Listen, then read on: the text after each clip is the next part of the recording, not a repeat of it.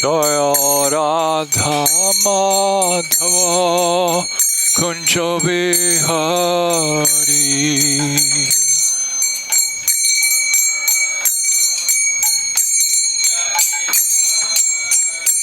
Jaya Radha Madhava Kunja Vihari.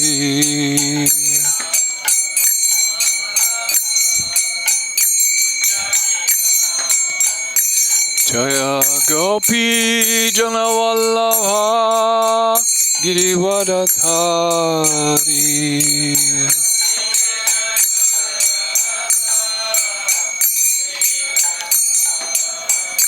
Shodanandana Braja Janaranjana.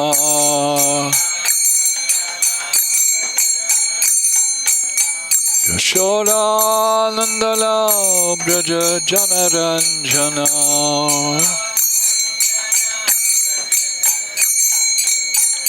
Ramana Tira Vanachari.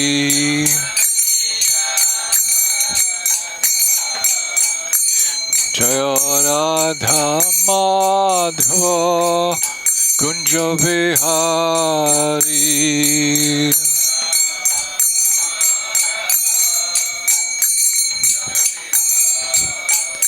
Jaya Radha Madhava Kunja Vihari.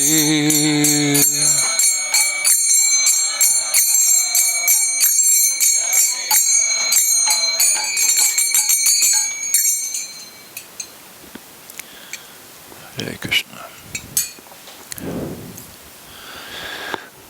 Om Jnana Timirantasya Jnananjana Shalakaya Chakshurum Nityang Dina Tasmai Shri Guruve Namaha. Shri Chaitanya Manobhishtam Sthapitam Jena Bhutale Swayam Rupa Kadamahyam Dadati Sapadantikam. Hare Krishna.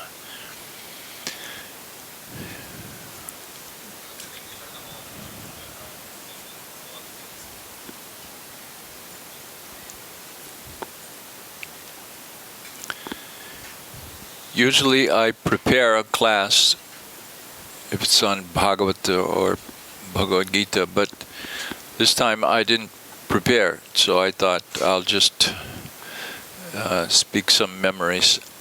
I'll tell the story first. The first time that I met Prabhupada. So I joined in the second temple. After Prabhupada started the first temple, then many people know that Mukunda Goswami, of course he was just Mukunda, he wasn't Goswami, but he wanted to go to India. So Prabhupada had heard that it might be a good place to start a temple in San Francisco. So Prabhupada said, yes, but on your way to India, why don't you stop in San Francisco? So he did that, and he collected his friend, Shyam Sundar and Malati. They helped him open the temple. So it was very successful. The beginning, the opening was very successful. They were distributing prasad. And even after they had been devotees for only 6 months, and in San Francisco, Shyam Sundar and Malati, only 2 months. Still they were cooking rice and dal and halwa and sabji and chapatis. So this was Prabhupada's potency. He was teaching cooking also. So the first time I met Prabhupada, I came after they opened the temple, maybe 2 months later, 2 or 3 months. I came, I found out about the temple, and then I went in. It was a small place, only about from that wall up to the altar, and about this wide from that partition up to that wall, something like that size. So very small place. And it was just a shop. I don't know what used to be, but next door there was a laundry place where they have machines to do laundry. So it was just in a row of shops, but very near to the park, and a lot of young people would gather in the park. So it's a famous park, very beautiful. It's 5 miles long. So what is that, 30 kilometers long. So a lot of young people came. So I entered the temple, and there were a lot of young people there, maybe 30 or 40, I don't know. So then Prabhupada came in, and some of his disciples, maybe about 10, 15, they bowed down. So this is very uncommon. We're not used to that bowing down in the United States. So I thought, oh, this is interesting. Then Prabhupada sat on a dais. There was it was just flat, no asana, but just flat with some cushions. So he sat up, and devotees started kirtan. So kirtan was going on and on and on. And I thought, I wish they would stop, because I want to hear this man speak. So then, after some time, Prabhupada began to speak. The kirtan stopped. Prabhupada began to speak. He said, Bande Hang Shri Guru. So these prayers, I thought, immediately in my mind, I thought, he's speaking in a foreign language. How will I understand?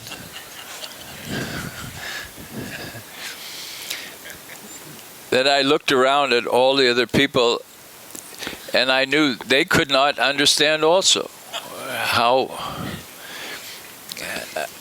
is this happening? So finally he started to speak in English, and I just paid attention to every word. I was very focused, and I tried to understand what he was saying.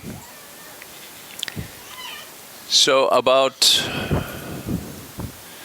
after I think only about a month, I'll tell this story that I told you. I had to make some decisions before I was going to be a devotee. So Prabhupada used to say that you have to surrender to a spiritual master. He explained you have to surrender in Maya, you have to surrender to the material energy, or surrender to the spiritual master who teaches you about Krishna. He said that everywhere you accept some authority and some teacher. In the college, university, school, you have a teacher. So this is the system. So I did not want to accept any authority. I was in the military for 3 years. This is a requirement in the US at that time. So on finishing military, I said, I'm not going to take any more orders from anyone. So this was in my mind. So the Prabhupada was telling me that, you have to surrender. That everywhere you are going to be surrendering. You're always following some authority. So I was walking home. It was in the morning, especially one morning. He said many times, but one morning this was bothering me. So I was arguing with myself. Then I came to the red light. Before crossing the street, you have to stop for the red light until it becomes green. So I stopped for the red light, and I said to myself, I'm surrendering to the authority of the red light.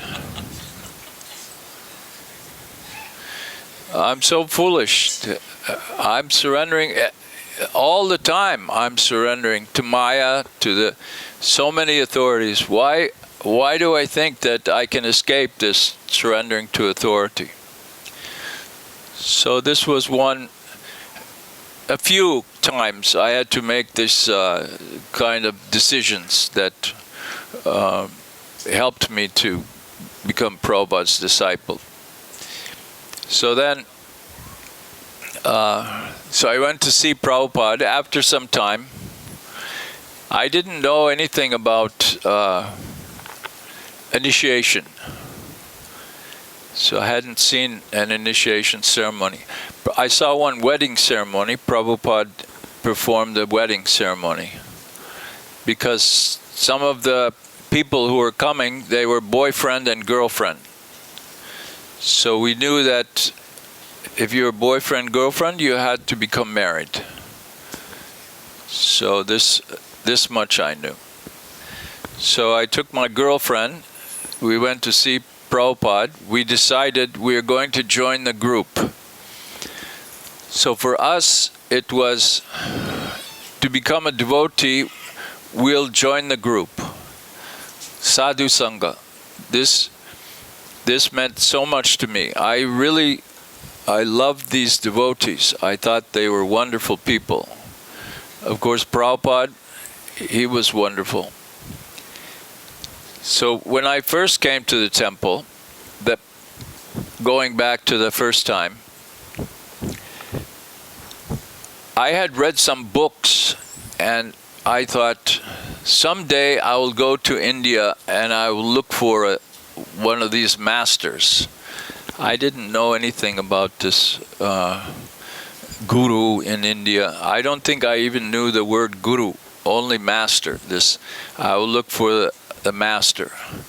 But first I have to travel all over the world and learn many things. Then I'll be eligible. I'll know something. I can go to the guru or go to the master in India. So then when I first saw Prabhupada, I thought, he's here. I was very surprised that this master had come from India. But still, I had to surrender. I was not yet ready. But finally, when I decided to join the group, we came to see Prabhupada, and I asked somebody in the temple, I wanted to see, we called him Swamiji at that time, because we had not yet learned to call him Prabhupada. So I said, I want to see Swamiji. Can we make an appointment?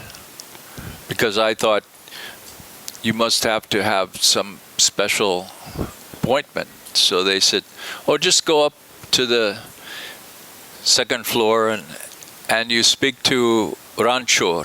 Ranchor was his servant. And so we did that, asked to speak to Prabhupada.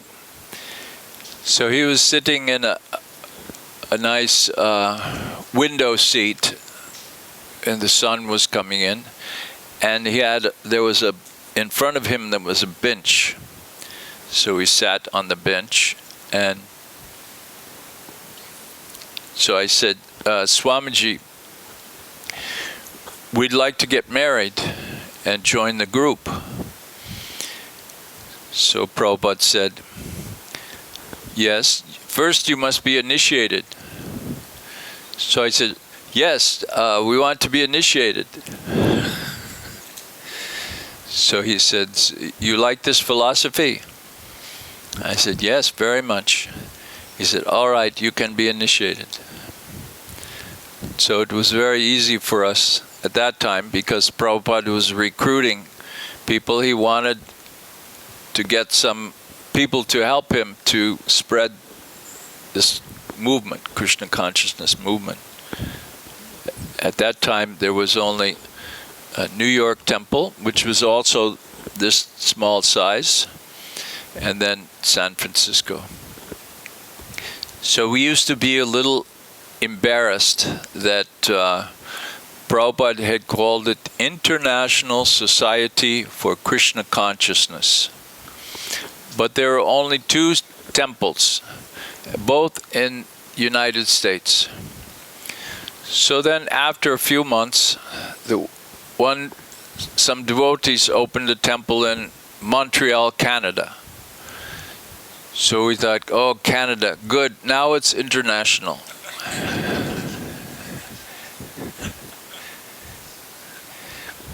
Because Canada is almost the same as US, but still we thought international.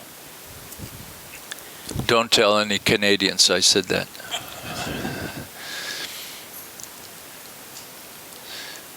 So then at that time there was only one big service. You could collect flowers, you could wash pots, you could help to cook prasad, you could do a lot of regular temple service, but one big service that Prabhupada asked all of his disciples to do, and that was open a temple. No book distribution, no Harinam, Sankirtan, nothing else. Just some prasad distribution and kirtan in the temple, programs. We had every morning at 7 o'clock and 3 times weekly in the evening. So open a temple. Everyone has to open a temple. So Prabhupada went back to New York, and then he got a heart attack. So he came again to San Francisco, and we had Rath Yatra, the first Rath Yatra in San Francisco. And mostly Shamsundar, Jayananda, they worked to make this cart, the Rath. It was actually a lorry, a truck. So we had the Rath Yatra, and then Prabhupada was there. He came back from New York. He was staying by the beach, and he was going to India to recover. So we drove the truck with Jagannath, Baldev and Subhadra up to the beach, maybe 1 hour, I think. And then we had kirtan, and Prabhupada spoke to us. So, I don't know, a few days later, Prabhupada came to the temple to say goodbye. He was going to India. So one man came and he hugged Prabhupada's feet. He was crying. He said, Swamiji, I can't bear that you're going. He was very upset. And so then Prabhupada said, yes, please open a temple in Los Angeles. So this is Prabhupada. He didn't care what, if you're happy or sad or crying or laughing, open a temple, please.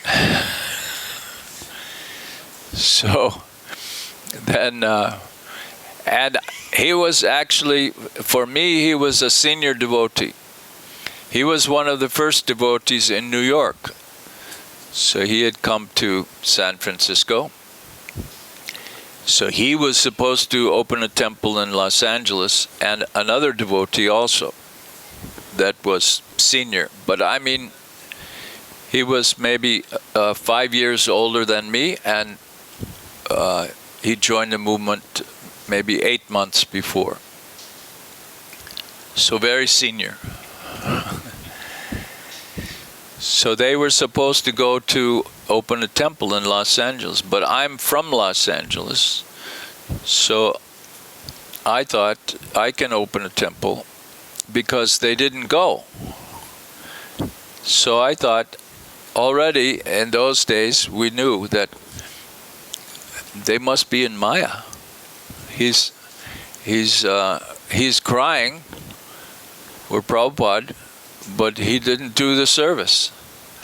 Somehow I knew that this is, because not, at that time I was an old devotee. It was 8 months. Or maybe 7 months. So I knew something. I knew that he can't just cry and do nothing. He has to do some service. So they didn't go. So I said, all right, then we'll go. So 3 of us went to Los Angeles, and I got a job because after military service, then they want to hire people. So it was a nice job, and there was one brahmachari, and we had regular activities. Again, a small temple like this. So Prabhupada came. Well, first, before I say that, Prabhupada was in India. As I said, he went to India to recover. So we opened in August. He came in March. So what is that, August? About 7 months later, huh? 7, 8 months. So he came in March, and devotees drove down from San Francisco. We rented an apartment and painted it, and Prabhupada came. So first time he visited the temple, I drove the car to pick him up, and I was driving. It was raining, so I was looking like this through the window trying to drive Prabhupada. I was very nervous, very nervous. Then I got to the temple. I realized I forgot to turn on the wiper. I was so nervous. So the whole way I'm looking like this out the window through the rain. So we went into the door. I opened the door for Prabhupada, and he says, "So Dayananda, you will speak?" I said, "No, Swamiji, I think you should speak." I was astonished. I was surprised that he said I should speak. So then he said, "No, you can speak." I said, "No, Swamiji, please, you speak." Then he said, "No, you speak." So I always remember, because at the time I was very nervous, of course, but later I realized question, statement, order.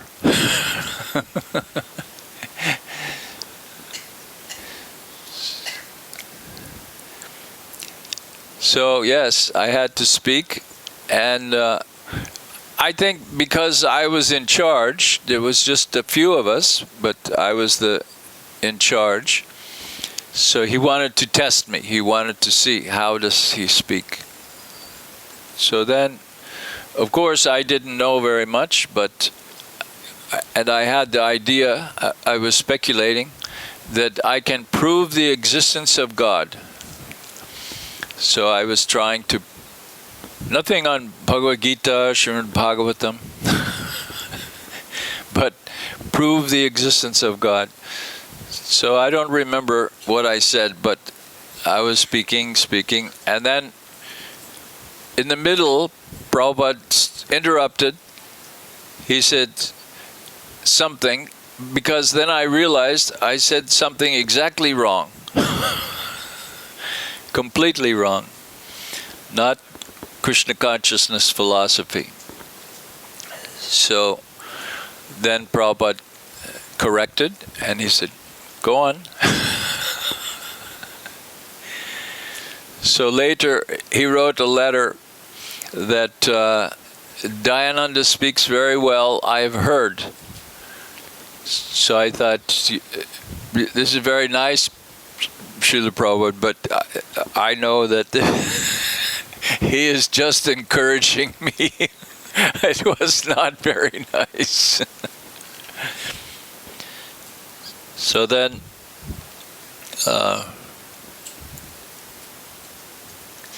he came one other time, and I was very devoted to my work.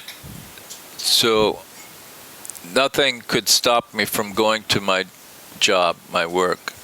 And I was giving a lot of money to the temple. Not a lot of money, but it was about 40% of my salary.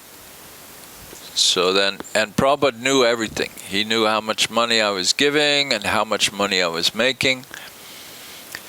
So I heard that there was some complaint. Some devotees were Prabhupada, and some devotees were speaking about the householders. The householders are not, they're in Maya, they get married, they don't do proper service. So and Prabhupada said, yes, they're not giving 50%.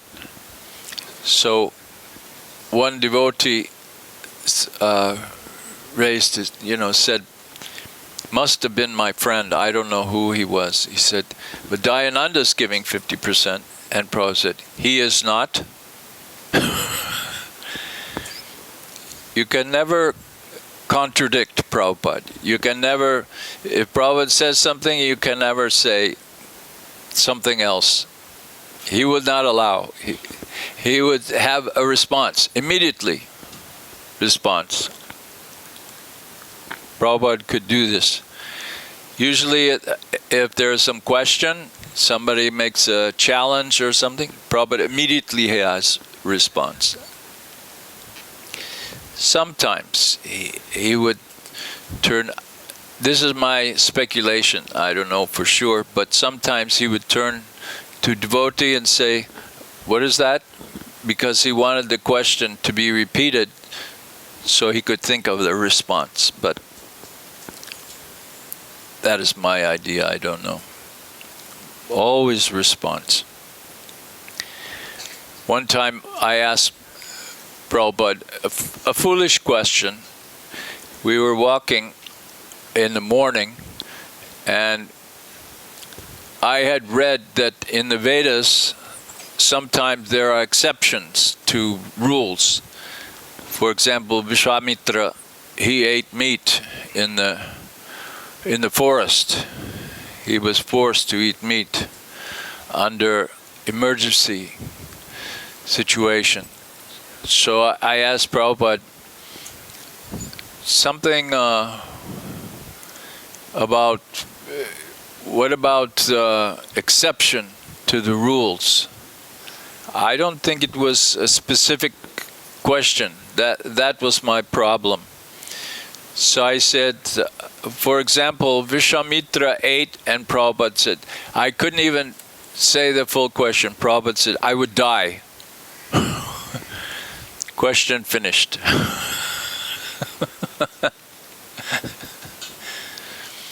So immediately I understood this was not a good question.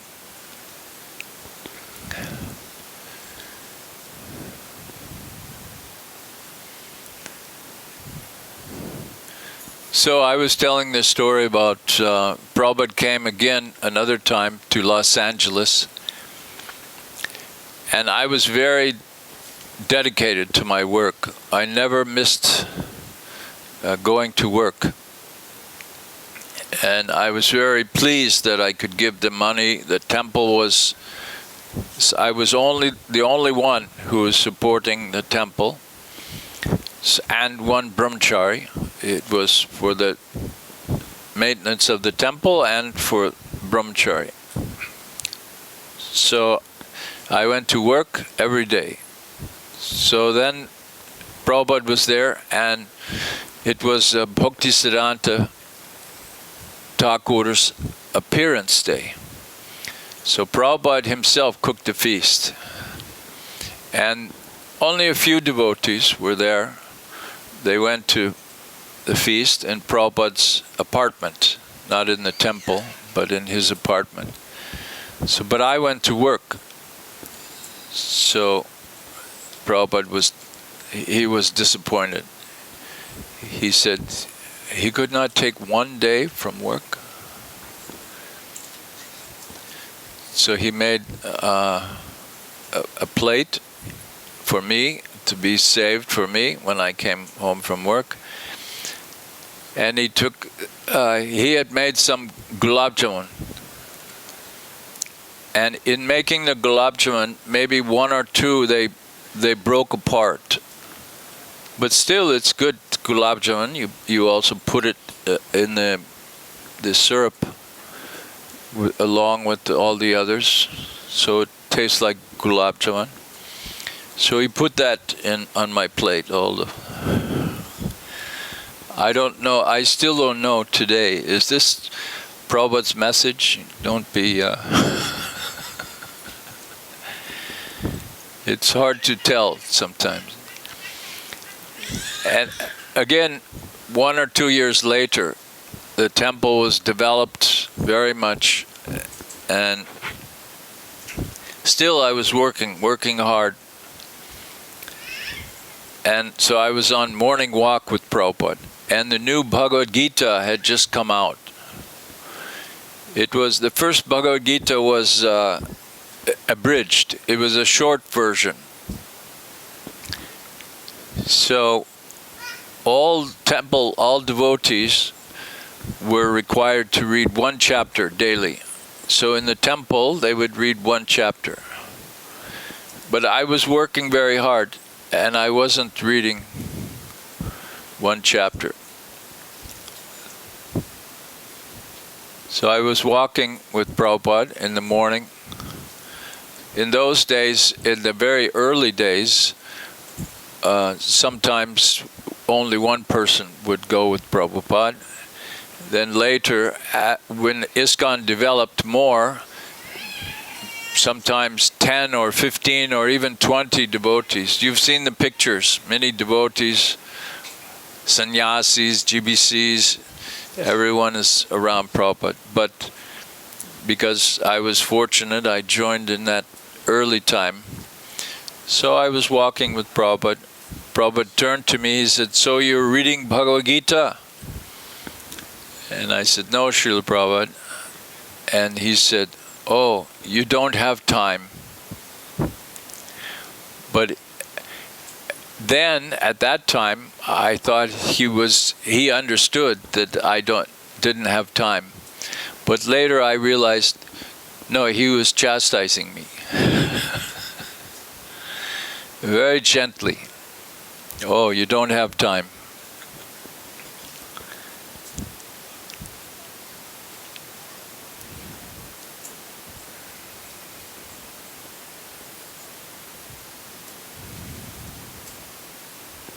So how long are we?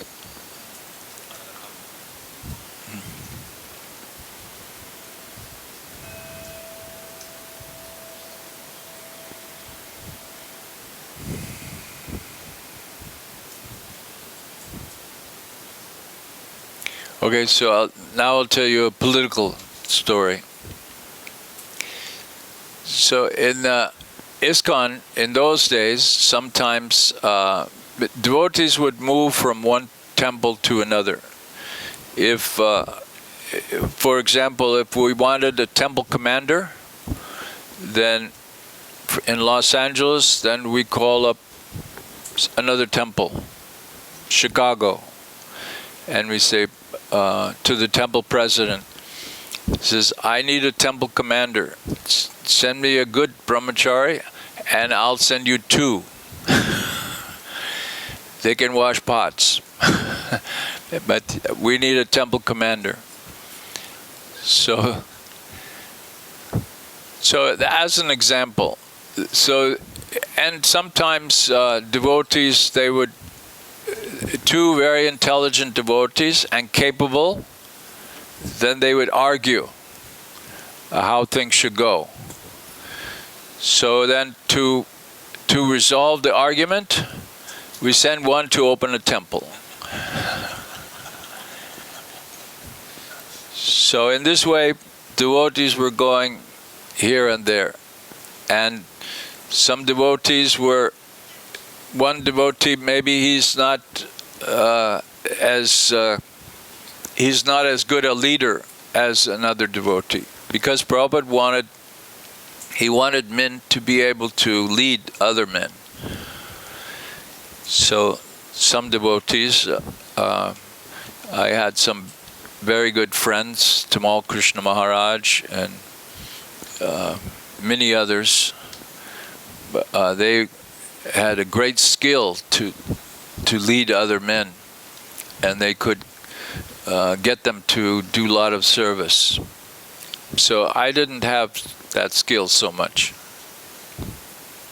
Later I tried to learn. So I was the temple president, but many devotees came from San Francisco. This was about 3 years after the movement started, so 1969. So we had a nice temple. It was maybe bigger than this place, so you can understand. The first temple was just small, but then now we had much bigger temple. We had brahmacharinis. So, but Tamal Krishna was there, and he was very capable. And Jayananda was also there. He's a wonderful devotee. Maybe you know his name from Rath Yatra. And Vishnu Jan, he had a golden voice. He could attract anyone. And many other devotees, they became sannyasis, GBCs. Just in that 1 year, somehow many devotees came. They opened temples, they became big preachers, and expanded the movement. So Prabhupada said one time, I wasn't expecting this. He said, I want you to hold an election and you vote for the temple officers. So I was very surprised. Prabhupada didn't speak about democracy like this. We didn't have this kind of arrangement. So then he said, but I will nominate who should be which one? The candidates. So he said, Dayananda for president, and Jayananda for vice president, and Madhudvisa for treasurer, Shilavati for pujari, and Vishnu Jan for temple commander. And then he said, and for secretary, it's Tamal Krishna. And the definition of secretary is the one who goes between the president and the spiritual master. So I thought this is very intelligent. Instead of making Dayananda go open another temple and putting Tamal Krishna, he created that secretary, that position, above Dayananda, but between the spiritual master. So I watched Tamal Krishna and others. I said, why does Prabhupada like Tamal Krishna? Of course, he was very organized, intelligent, and he could control men.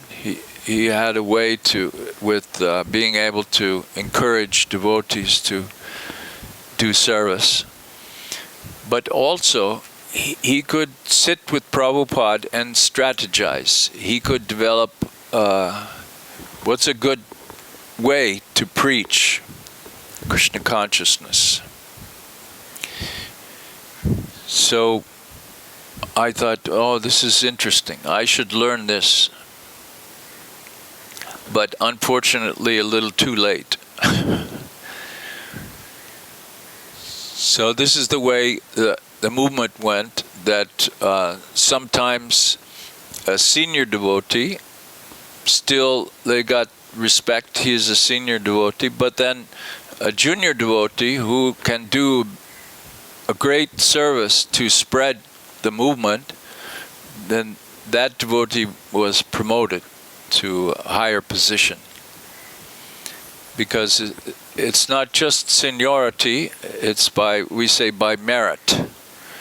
So there's a difference to a merit promotion. Means that if they're able to do the service, if they can lead many men and organize a big temple, then he should be in charge. So, and because he's in charge, that senior one, they have to respect so I'm senior, but if temple president tells me, Dayananda, you have to wash the pots, then that's the system. I have to do that. Please don't do that, Prabhu.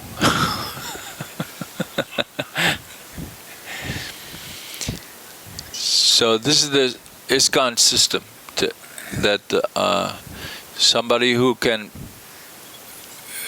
spread the movement. There was one devotee, one young devotee, this is not a Prabhupada story, but I'll just say, very young devotee. So GBC went to the Rath Yatra, and he brought this one young brahmachari back to Los Angeles, and then he asked him to start giving class. Very intelligent young man. So he asked him to start giving class, and all of the senior devotees, why is he giving class? He's a junior man. But then the GBC didn't listen, didn't care. So then finally this junior man, he became one of the leaders in ISKCON. He was responsible for a lot of book distribution and leading the book distribution. So especially book distribution. Then first there was opening temples, and then Harinam Sankirtan, regular Harinam Sankirtan parties started, then book distribution.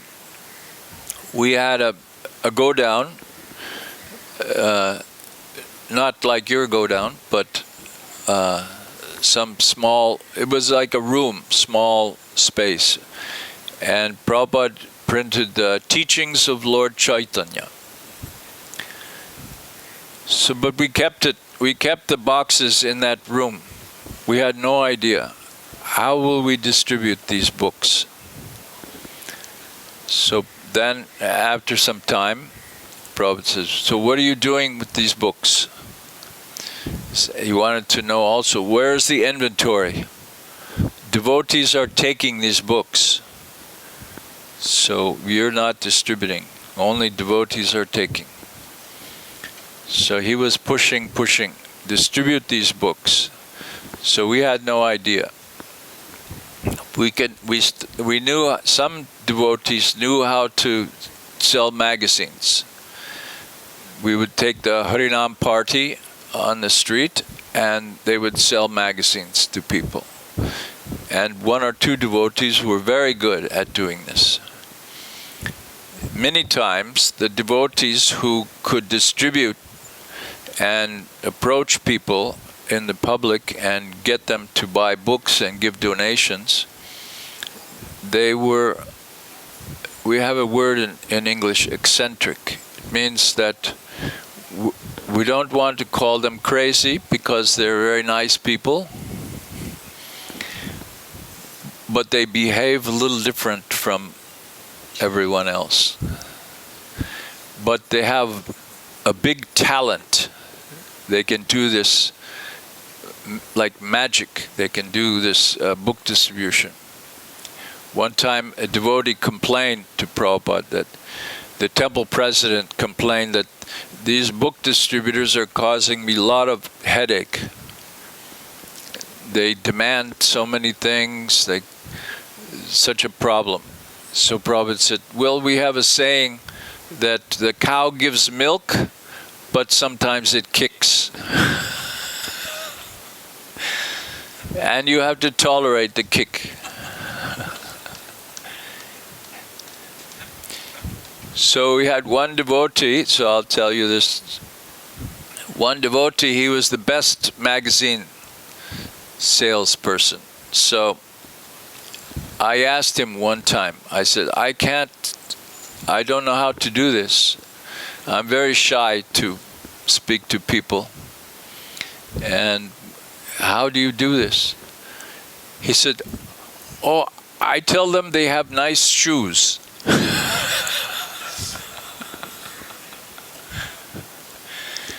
Because everybody, especially the women in the US, they love their shoes. So this was going on, the magazine distribution, and then finally, Brahmananda and Gargamuni, they're two brothers. They brought a table. We had the Harinam, maybe 15 devotees, they're chanting. So they brought one small table and they put all Prabhupada's books. And people are coming by and they're selling the books. So this was the beginning. Then more and more, and devotees were using their intelligence to figure out how to sell Prabhupada's books. And using all different kinds of ways to sell Prabhupada's books. And sometimes they would make a recording and send it to other temples to learn. We didn't have video, but they would make a recording, so then we would listen, how are they selling these books? And in this way everybody was learning.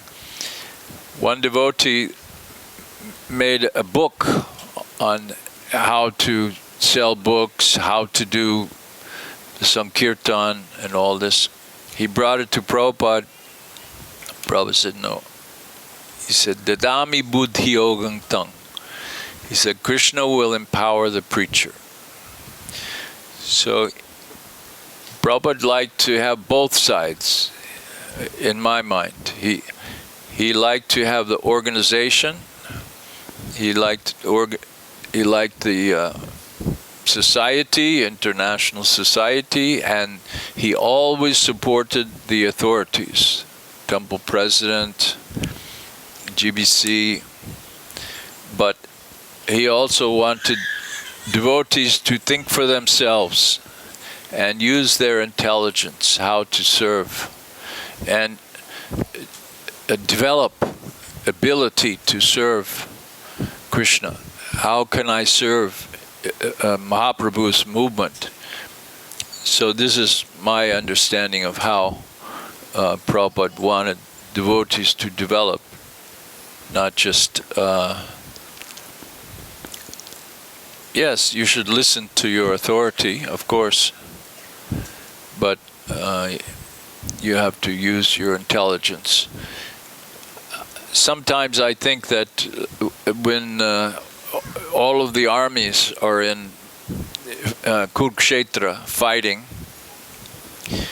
so one soldier, he's a soldier, he's fighting,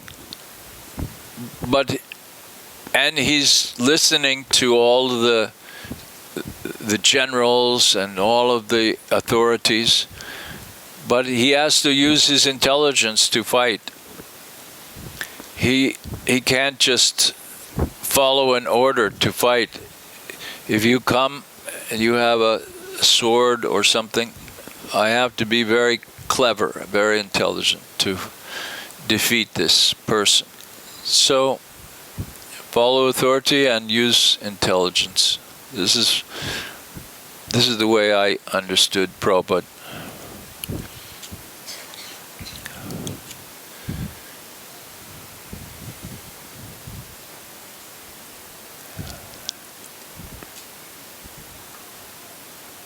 How much time?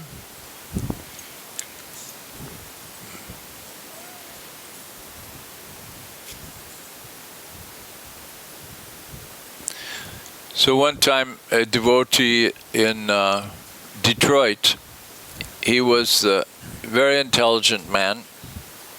He was the temple president of Detroit. And at that time, the temples in Europe were not very developed. There were some temples in France, Germany, England, but not very developed.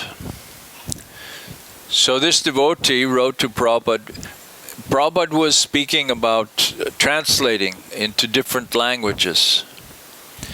So this devotee wrote to Prabhupada. He said, I would like to see your books translated into French and German and these different European languages.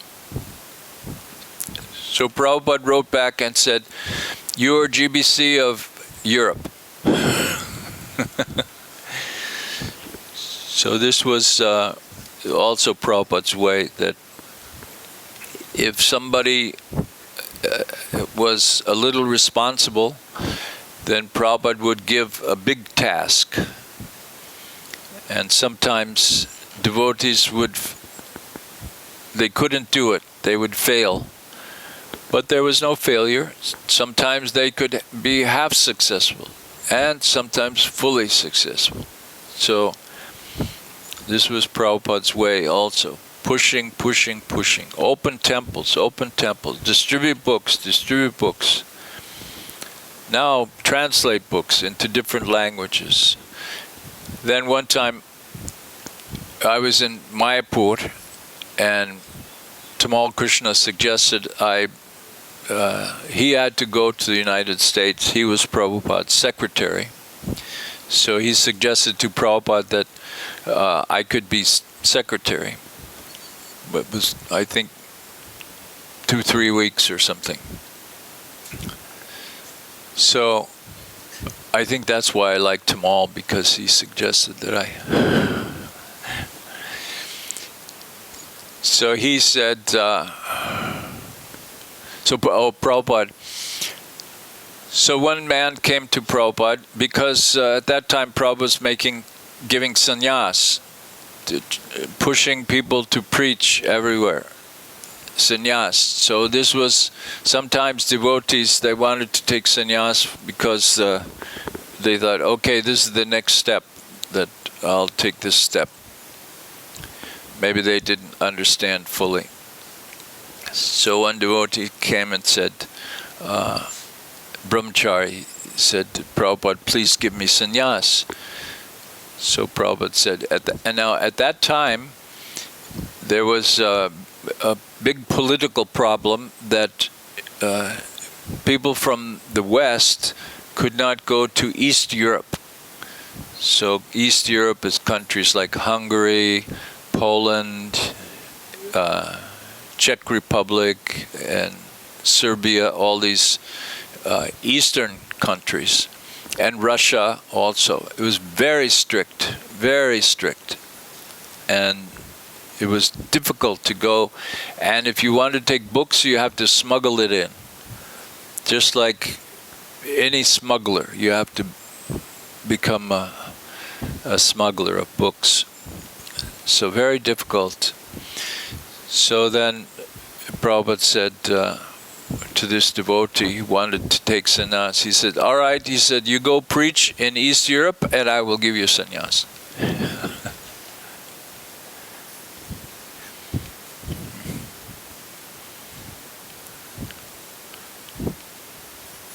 Another devotee wanted to take sannyas. He was working, at that time his authority was in Africa. His name was Brahmananda. Brahmananda was his authority. Brahmananda was one of the first devotees who joined Prabhupada, and he took a lot of responsibility. He loved Prabhupada like anything. He was very devoted to Prabhupada. And so he had one brahmachari who was helping him. So he sent this brahmachari to the Middle East. So devotees hadn't gone to the Middle East before. And so he went from Africa to the Middle East, and he stopped in one of these countries, and some Indians were working there. So there was one very wealthy Indian man. He owned a shop, I think electronics, and he gave him, I think, $8,000 or $10,000. A lot of money. In today's money, you have to adjust. It's like 5 or 7 times that. So, a lot of money. So he had a check, and he brought it to Prabhupada in Mayapur.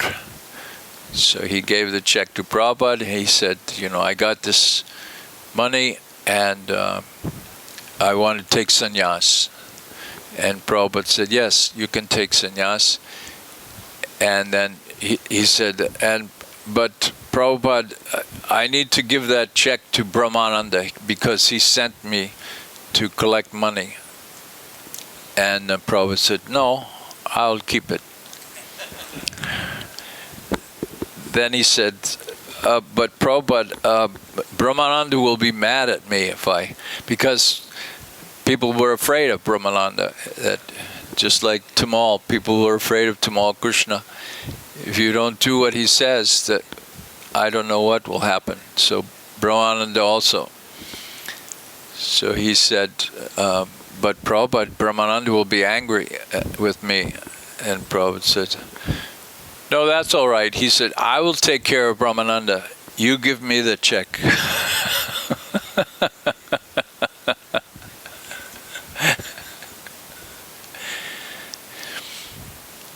So in this way,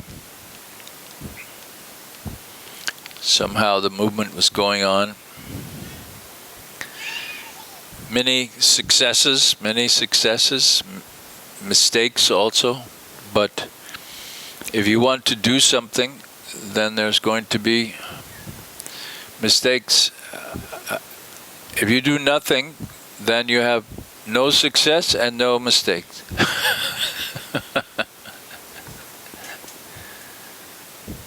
So Prabhupada kept pushing us. And devotees did amazing things. His disciples did amazing things. One disciple, he went to Gargamuni. He went to Bangladesh. It was, at that time, it was called East Pakistan. So it was before the war.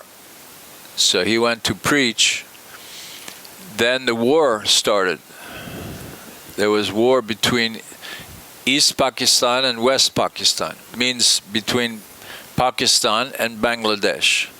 Because after all, these people are Bengali, and these are Punjabi, Sindhi, Pashto, all these completely different.